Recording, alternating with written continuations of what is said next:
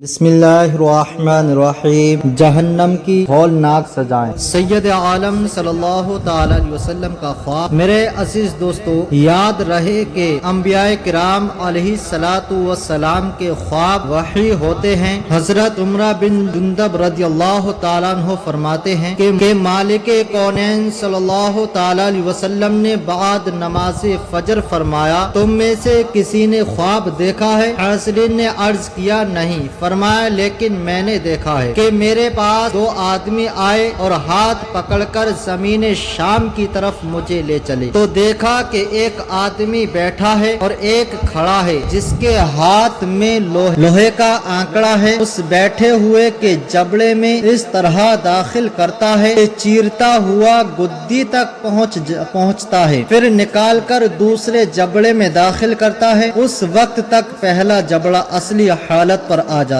ہے، پھر اس سے نکال کر اس میں اور اس سے نکال کر اس میں، یہی عمل جاری ہے۔ میں نے دریافت کیا یہ کیا ہے؟ تو ان دونوں آدمیوں نے کہا کہ چلیے، چنانچہ ہم چلے، یہاں تک کہ ایک ایسے آدمی کے پاس پہنچے جو چت لیٹا ہوا ہے اور ایک آدمی اس کے سر کے قریب کھڑا ہے جس کے ہاتھ میں ایک پتھر ہے۔ اس کو لیٹے ہوئے کے سر پر اس قدر زور سے مارتا ہے کہ سر کچل جاتا ہے، پھر پتھر کو اٹھا کر لاتا ہے، اس وقت تک سر اپنی اصلی حالت پر آ جاتا ہے، پھر پتھر سے سر کو کچل دیتا ہے۔ یہی عمل جاری ہے۔ میں نے دریافت کیا کہ یہ کیا ہے؟ انہوں نے کہا کہ چلیے، چنانچہ ہم چلے، یہاں تک کہ تنور کے مانند ایک غار دیکھا جو اوپر سے تنگ اور نیچے سے بہت کشادہ تھا۔ اس میں آگ جل رہی تھی، اندر کچھ برہنہ مرد اور عورتیں تھیں۔ آگ کے شعلے جب بلند ہوتے تو وہ مرد اور عورتیں ان کے ساتھ غار کے منہ تک پہنچتے اور شعلوں کے پست ہونے سے پھر اندر چلے جاتے۔ میں نے دریافت کیا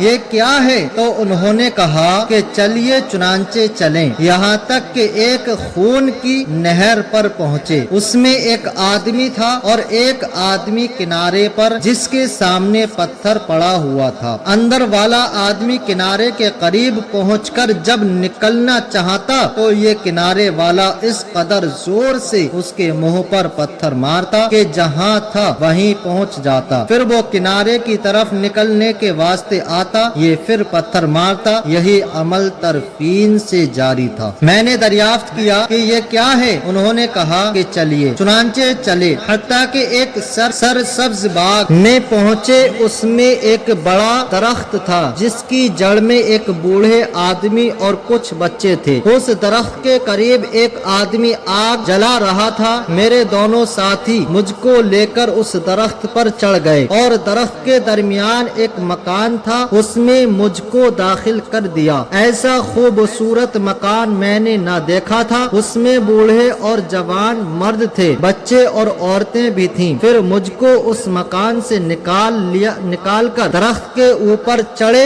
اور ایسے مکان میں داخل کیا جو اس سے بہترین تھا۔ اس میں بوڑھے اور جوان تھے۔ میں نے ان دونوں ساتھیوں سے کہا کہ تم نے مجھے رات بھر گھمایا، بتاؤ میں نے جو کچھ دیکھا وہ کیا ہے؟ تو انہوں نے بتایا کہ جس آدمی کے جبڑے چیرے جا رہے تھے وہ جھوٹا ہے، کہ جھوٹی بات کہہ دیتا تھا، سننے والے اس بات کو اوروں سے بیان کرتے، وہ دوسروں سے یہاں تک کہ دنیا بھر میں پھیل جاتی، قیامت تک اس پر یہی عذاب کیا جائے گا۔